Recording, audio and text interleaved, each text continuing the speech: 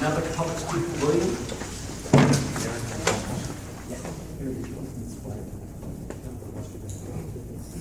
Hello everyone, I'm William Kuzman. I'm a realtor. I work at Nelson over here at the corner of Nordoff and Wilbur. And I also own a home up in Granada Hills. And for about a year and a half, I was pretty much involved in it as a stakeholder in the neighborhood council system. Getting involved mostly because I felt like I was uninformed. So first of all, I want to thank the board for volunteering your time to be here and serve the community and the projects, like cleanup and everything else. I've seen you guys on the street doing that, and it made me notice, and you had your signs out, and that's great, because to me that's what a neighborhood council is about, is events like that. But we also have a lot of things that go on that are different, that have to do with things that are more complicated and more serious, like planning and land use issues. Crime, for example, that we just heard about. I mean, there's a lot of things that we have to do, but I do want to thank you. I noticed we have board members from other boards here tonight. You may see Mr. Porter, I'm sure. I don't even know what he was going to talk about. Which kind of, and Commissioner Grant here tonight, good to see you. One of my things is I like to be informed before I go to a meeting. And I've spoken about this a little bit before, and I've spoken about it at several places. In the last 2 weeks, I've been to 3 neighborhood council meetings, 3 neighborhood council committee meetings, and a committee meeting at the board of realtors as well. So, that's probably not as many as Glenn did, but so I have a limited amount of time, and I saw on your agenda that this comment period is number 5, and there's another number 5, so I wasn't sure which one I needed to do. What I would like to see, though, because it helps me, is when, like on item number 2, it talks about a motion to do a strategic plan and outreach survey, all these things. I would hope that those would be links to those things on the agenda, so when I go to the website, I can click on it and say, oh, that's what their survey is, or that's what that is. Or at least at a minimum, have them here at the table for the meeting tonight, so I can kind of look at it before something's talked about. The other thing, and it's just small, and I know it's nitpicky, but Brown Act says the sign-in sheet needs to state clearly that it is a voluntary thing for the stakeholder to sign. In other words, it just can't be blank like that. It has to actually, say that. So again, I'm really glad to be here tonight. I'm really glad for all the work that you're doing. Hopefully, if we are supposed to be commenting on individual items in the future, there's a public comment period for each one of those items as we put that number on the speaker card. Otherwise, we don't know really what to say until the motion's been brought to the floor and the committee's discussed it, so we know how to formulate our opinions to give at the time of a public comment on a specific agenda item. I've used up my time, so I can shut up. I just wanted to say one thing, William. It's a great idea to put a link to the budget, but we haven't approved it, and that's why it's on the agenda. You don't, all you have to do is say it's a draft.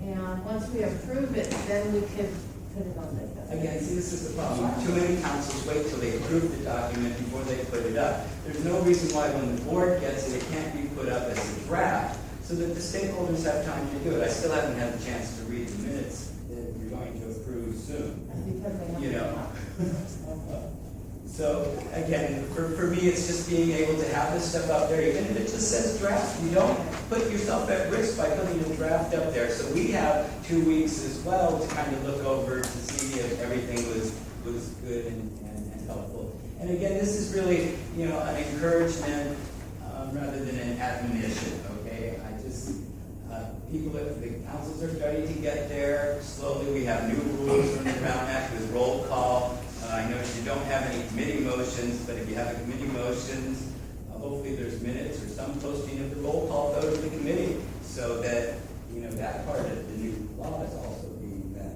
So there's still a lot to be done, and hopefully I can do it nicely enough. Appreciate it.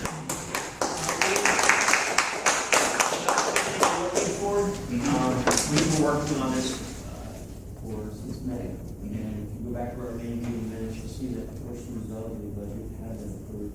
Here is that. It's not really the budget, it's those other things. Here it is right here. Here's all the documents that you want. I had printed them all up, but I want to give them to you so that way you have them.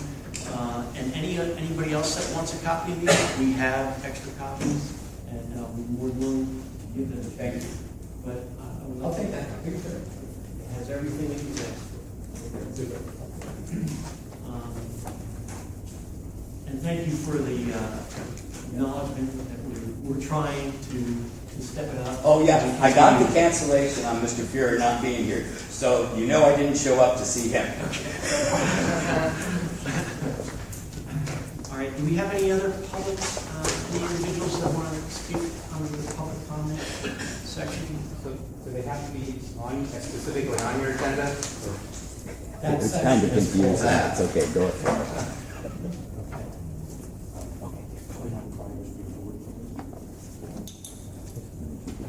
Make this real quick.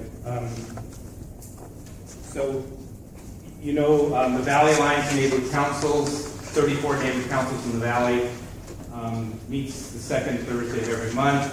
Usually Glenn Wilson is there. But I want you to know that all board members are invited to the monthly meetings. It's not just the big mixers and that sort of thing, but I wanted to give you a quick heads up of what's coming up during the next few months so you can kind of know what the neighborhood councils in the Valley are working on through event. So the meeting this coming Thursday, will be a speaker there from the City Planning Department. Tom Rothman will be speaking about the growing issue of small lot subdivisions and also the master plan development issue. So if you, for any one of your folks who are involved with the Planning and Land Use Committee, you might want to especially come to this meeting because it's a hot topic for many neighbor councils in terms of development requests that are coming in. In September, we are expecting to have Council Member Mitch O'Farrell, who is on the Education and Neighborhoods Committee for City Council. There's 3 members, and they oversee by policy the any of the motions that affect neighborhood council. So, for example, the pending motion by Councilmember Martinez regarding mandatory training for sexual harassment, bullying, that sort of thing, that'll be heard by that committee. So he's the expected guest speaker in September. He's never been to the Valley Alliance meeting before, so this is a relatively new council member. It's been a year, but it's first time. So, and in October, we're having a debate for the 2 runoff candidates for county supervisor to take Supervisor Yaroslawski's seat, whoever wins that in the November election. And then in November, we're having a planning workshop, and that's comparable to when we have the mixers and those type of events where we invite all board members and all, in this case, planning and land use committee members, and we do this every 2 or 3 years or so. So the second Thursday in November will be an important topic, and this is going to drill down the whole variety of land use issues from Planning 101 to variances, conditional use permits, and the cutting issues such as small lot subdivisions, people from planning department, developers, neighborhood council leaders, etc. So I'm going to give you a heads up on that. We usually have about 250 neighborhood council leaders at that event when we hold those. And then lastly, for the Los Angeles Neighborhood Council Coalition, which Glenn also usually attends, and you're all invited as well. That's the first Saturday of the month, and that's for all 95 neighborhood councils citywide. And so we don't always know as far in advance who the speakers are going to be, but do pay attention to those e-blasts because you might be surprised of who might be coming to the next meeting. And I can't mention names, but just know we have had citywide top officials, we've had department heads. In August we had Kevin James, I'm sorry, that was in August, right? Yeah, August. Kevin James, head of the Board of Public Works, talking about that, and that was a very well attended meeting. So I just want you all to know that even though you've got good representation, consistent representation, that if you are interested in the topics of those 2 organizations, to feel free to attend. Thank you. Thanks. Thank you, Glenn.